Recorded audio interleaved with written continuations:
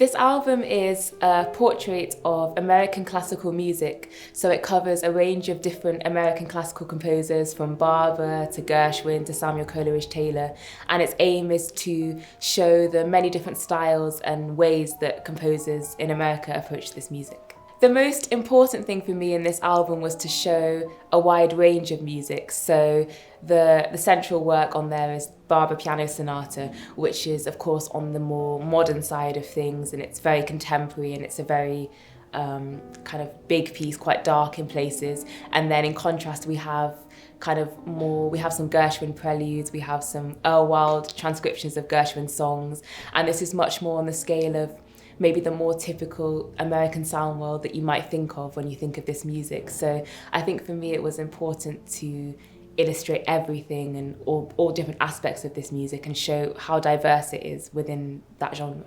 The Samuel Coleridge-Taylor pieces for me were very important because they're transcriptions of American spirituals, which is also part of the story of America and part of that sound world.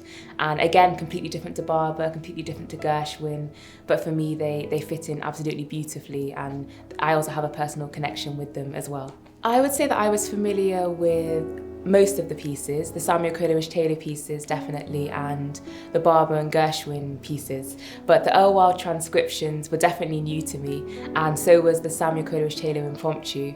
And it was lovely actually, not only playing pieces that I've known for many years, but also discovering new pieces in the process as well. I loved the Earl Wild transcriptions as soon as I heard them, and of course I knew the original songs, the original Gershwin songs, but the transcriptions are a completely different, fun take on the songs, and I just thought they were so special and couldn't wait to learn them.